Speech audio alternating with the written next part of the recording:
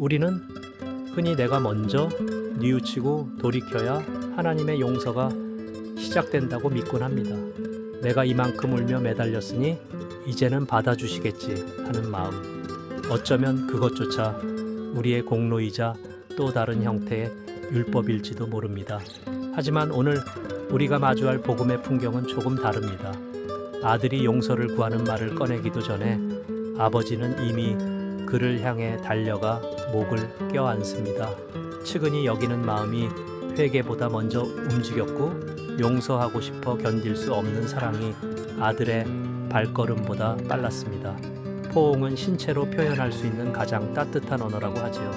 때로는 100마디 말보다 한 번의 끌어안음이 죽어가는 생명을 살리기도 합니다. 오늘 예배를 통해 우리를 이미 안고 계신 그 보이지 않는 손길을 느껴보길 원합니다. 나의 결백함이 아니라 하나님의 긍휼하심에 기대어 그 따뜻한 품으로 다시 걸어 들어가는 시간이 되길 소망합니다.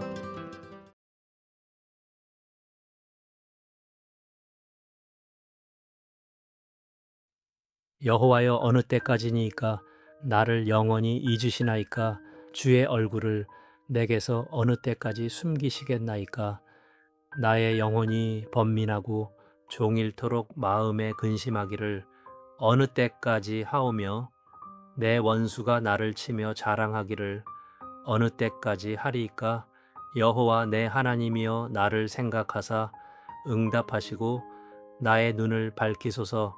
내가 흔들릴 때에 나의 대적들이 기뻐할까 하나이다.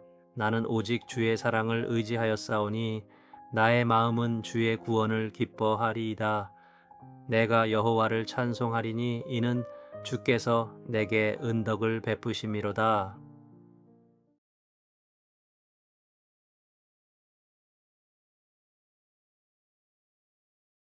이에 일어나서 아버지께로 돌아가니라. 아직도 거리가 먼데 아버지가 그를 보고 측은히 여겨 달려가 목을 안고 입을 맞추니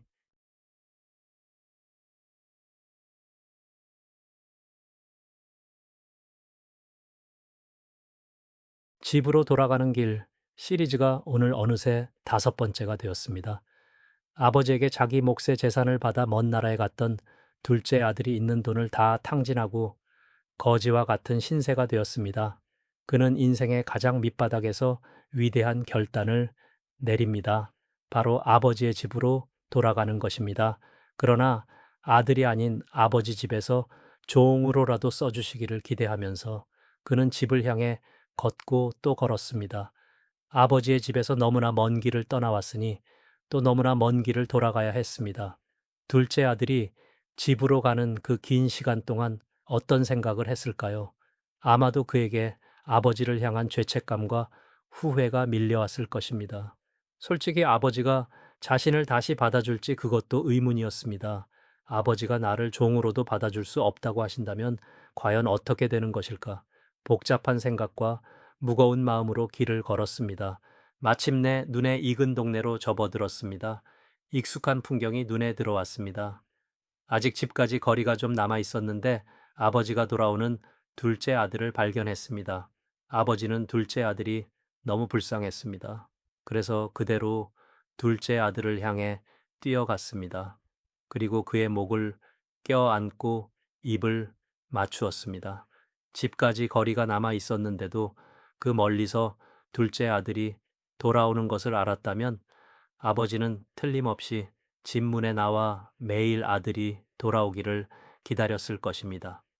그날도 둘째 아들을 그리워하며 문 앞에 서 있는데 멀리서 누군가 걸어오는 것이 보였습니다. 아버지는 그 사람이 둘째 아들인 것을 한 번에 알아차렸습니다. 꿈속에서도 그리워하며 기다렸던 아들이기에 아버지는 그 멀리서도 그가 아들인 것을 알아보았던 것입니다. 이 장면에서 우리는 많은 생각을 하게 되지만 꼭 잊지 말아야 할 것이 있습니다.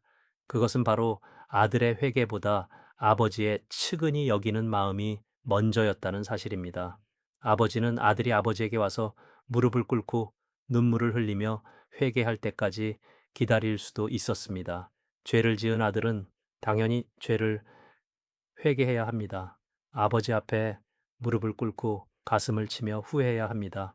그런데 가만히 보면 아들을 향한 아버지의 긍휼히 여기는 마음이 먼저 움직인 것을 알 수 있습니다. 본문에서 측은히 여겨는 도와주지 않으면 마음이 아파 견딜 수가 없는 상태를 표현한 말입니다. 아버지의 마음이 온통 아들을 불쌍히 여기는 것으로 가득 차 있었다는 말입니다. 무엇을 말합니까? 아들의 회개가 있기도 전에 이미 아버지의 마음은 아들을 용서하고 싶어 견딜 수가 없었다는 것을 말해 줍니다. 본문을 보면 아들의 회개는 다음 절인 21절에 나와 있습니다. 이것을 통해서 우리는 우리를 향한 하나님 아버지의 마음을 알게 됩니다. 하나님께서는 우리가 죄를 회개하기도 전에 이미 우리를 용서하고 싶어 견딜 수 없어 하시는 분입니다. 구약 성경을 보십시오. 죄를 범한 이스라엘에게 하나님께서 선지자들을 통해 외치게 하신 일관된 말씀이 무엇입니까? 하나님께로 돌아오라는 것입니다. 이사야 55장 7절을 보십시오. 악인은 그의 길을, 불의한 자는 그의 생각을 버리고 여호와께로 돌아오라. 그리하면 그가 긍휼히 여기시리라. 우리 하나님께로 돌아오라. 그가 너그럽게 용서하시리라. 이 말씀이 보여주는 하나님은 어떤 분입니까? 이스라엘이 죄를 회개하기도 전에 이미 하나님은 그들의 죄를 용서할 준비가 되어 계신 분입니다.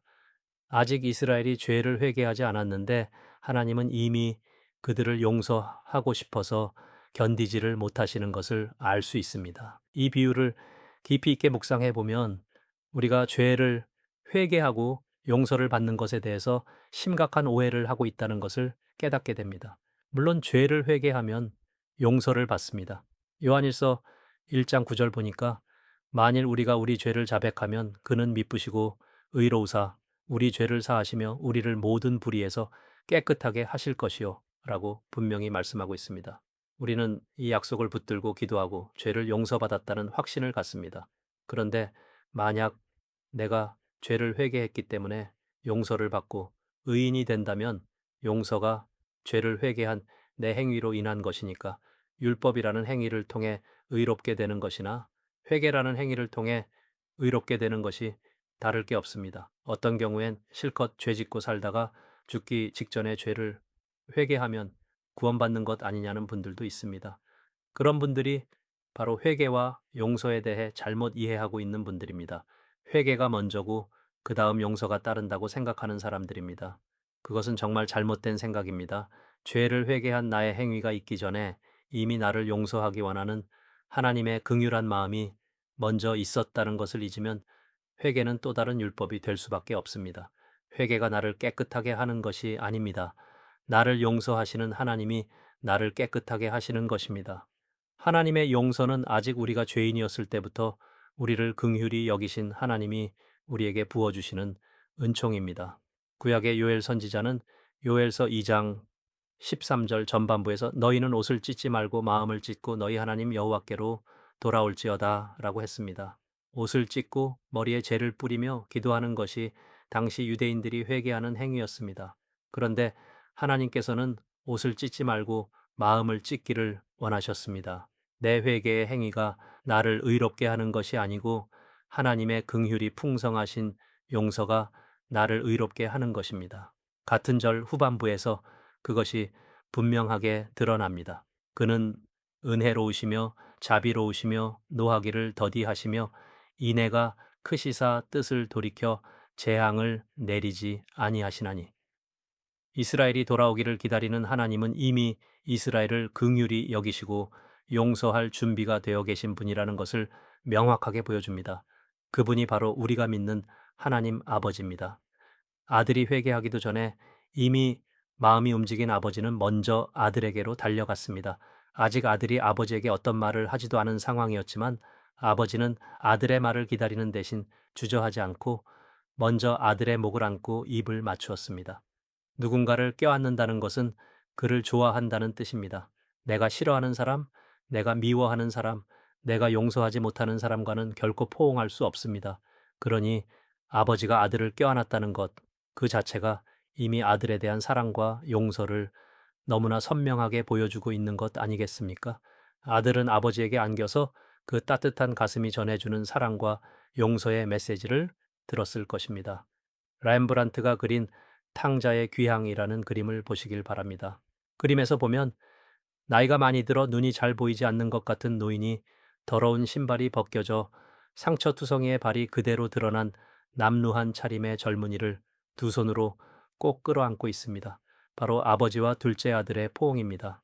잘 보시면 아버지의 두 손의 모양이 서로 다르다는 것을 알 수 있습니다. 왼손은 투박한 남자의 손이고 오른손은 부드러운 여성의 손입니다. 너무도 애타게 아들을 기다리느라 눈까지 멀어버린 아버지의 모든 부성과 모성으로 아들을 꼭 끌어안고 있는 모습입니다. 어떻게 해서든 아들이 더 자신의 품 안에 안기도록 두 손으로 등을 끌어당깁니다. 아직 아들이 회개하기도 전인데 이미 아버지는 아들을 그 따뜻한 품에 안고 있었습니다. 잠시 그림을 감상하겠습니다.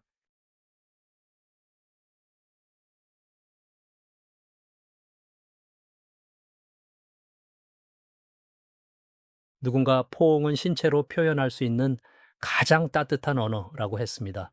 정신건강 전문가이며 상담사인 캐서린 키팅은 포옹할까요? 란 책에서 포옹이 사람들을 행복하게 만드는 치료의 도구라면서 실제로 포옹을 하면 기분이 좋아지고 외롭지 않고 두려움을 이길 수 있고 느낌을 공유할 수 있고 자신감을 키워주고 노화 방지에 도움이 되고 식욕 억제에 효과적이고 긴장이 풀리고 불면증에 도움이 되고 어깨와 팔 근육이 강해지고 술이나 담배보다 건전하고 우리 몸에 대한 인식을 새롭게 해주는 등의 유익이 있다고 밝혔습니다. 그 사실을 증명하듯 1995년 미국에서 태어난 카이리와 브리엘이라는 쌍둥이에게 놀라운 일이 일어납니다. 두 아이는 미숙아로 태어났습니다. 카이리는 건강했지만 브리엘은 심장에 결함이 있어 의사들은 그 아이가 곧 죽게 될 것이라 예상했습니다. 브리엘은 병세가 계속 악화되어 죽기 직전까지 이르렀습니다. 그때 한 간호사가 쌍둥이를 하나의 인큐베이터에 함께 넣자는 의견을 내놓았습니다. 이는 병원의 방침에 어긋나는 일이었기에 담당 의사는 잠시 고민했지만 결국 엄마 자궁에서처럼 두 아이를 한 인큐베이터 안에 나란히 눕히기로 했습니다. 그런데 건강한 카이리가 팔을 뻗어 아픈 동생 브리에를 감싸 안았습니다. 갑자기 아무런 이유도 없이 동생의 심장이 안정을 되찾기 시작했고 혈압이 정상으로 돌아왔습니다. 그 다음에는 천천히 제자리로 돌아왔습니다. 동생은 조금씩 나아졌고 두 아이는 완전히 정상으로 무럭무럭 자랐습니다. 100마디 혹은 1000마디의 말보다 한 번의 포옹이 전하는 메시지가 더 클 수도 있습니다. 아버지는 둘째 아들을 안고 그 따뜻한 품으로 말씀하고 계셨던 것입니다. 아들아, 내가 너를 사랑한단다. 네가 회개하기도 전에 난 이미 너를 용서하고 싶어 견딜 수가 없었단다. 내가 중얼거리는 몇 마디 회개의 기도가 날 의인으로 만든다고 절대로 생각하지 마십시오. 내가 죄를 회개하기도 전에 이미 나를 향한 긍휼한 마음을 견딜 수 없어 하시는 하나님의 보이지 않는 손이 나를 안고 계십니다. 나를 아는 그분의 품에는 나를 아들로 받기 위해 십자가에서 나 대신 죽게 하신 하나님의 아들 예수 그리스도의 뜨거운 피가 흐르고 있습니다. 예수님을 찌른 못과 창이 결국은 하나님의 마음에 박힌 것입니다. 그 상처 나고 피 묻은 가슴으로 하나님은 온갖 죄로 상처 난 나를 안고 계신 것입니다.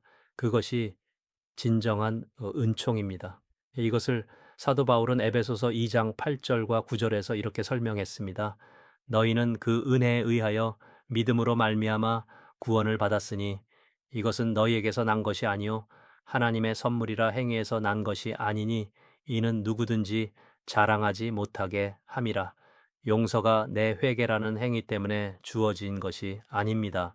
우리는 행위로는 그 누구도 하나님 앞에서 의롭다고 역임을 받을 수 있는 사람이 없습니다. 그것은 오직 선물로만 주어집니다. 사도 바울은 그것을 딱 한 가지 단어로 밖에는 표현할 길이 없었습니다. 바로 은혜입니다. 그것을 모른 채 내 기도가 나를 정결하게 한다고 생각한다면 그것은 진정한 회개가 아닙니다. 여러분, 누가복음 15장 20절 한 절을 살펴보았습니다. 11절부터 32절까지의 비유 중에 단 한 절일 뿐입니다. 그런데 그 한 절 속에 복음이 전하는 진정한 은혜의 진수가 보물처럼 숨겨져 있습니다. 이 한 절이 이 비유 전체를 푸는 열쇠이기도 합니다. 하나님은 우리가 회개하기 전부터 이미 우리를 긍휼히 여기시고 용서하고 싶어 견디지 못하시는 분이라는 것과 우리가 회개하는 행위로 의로워지는 것이 아니라 우리를 긍휼히 여기시는 하나님의 은혜가 먼저라는 것 말입니다. 이 두 가지를 모르면 진정한 회개라고 할 수 없습니다. 진정한 용서를 누릴 수 없습니다.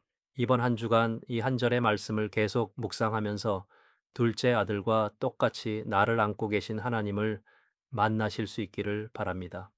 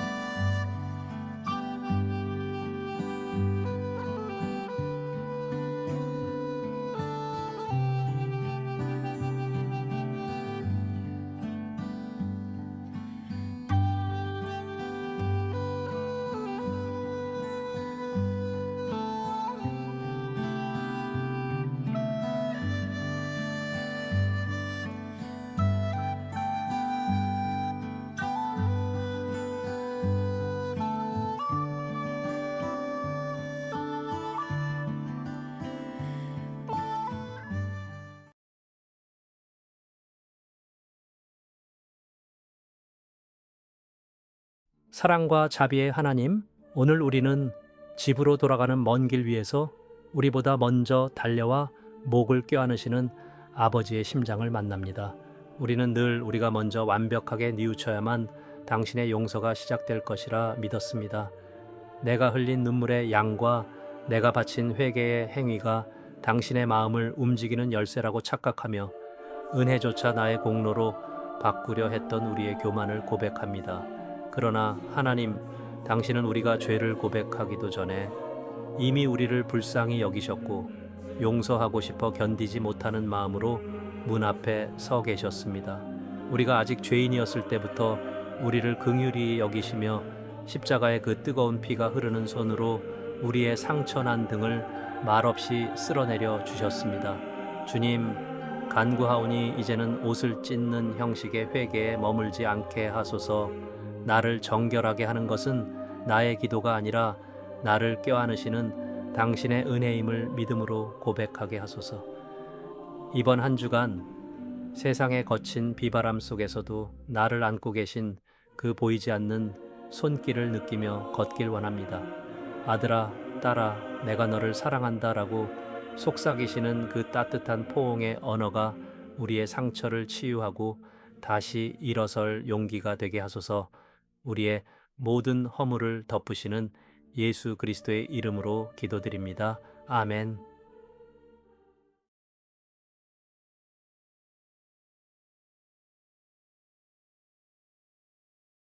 여전히 냄새나는 옷을 입고 닳아버린 신발을 신은 채 우리는 머뭇거립니다. 내가 과연 아버지가 베푸시는 사랑을 받을 자격이 있는가? 하지만 아버지는 묻지 않으십니다. 그저 달려와 덥석 안으시고 가장 좋은 옷을 입히며 잃어버린 아들의 자격과 영예를 되찾아 주십니다. 이것이 바로 하나님의 환대입니다. 상처난 갈대를 꺾지 않으시고 꺼져가는 심지도 끄지 않으시는 그분의 따뜻한 품말입니다. 이제 우리는 스스로 박대하던 습관을 버리고 아버지가 주신 축제 안으로 들어가려 합니다. 하나님의 환대를 받은 사람들이 모여 그 기쁨을 함께 누리는 시간, 다음 주일 그 행복한 잔치 자리로 여러분을 초대합니다.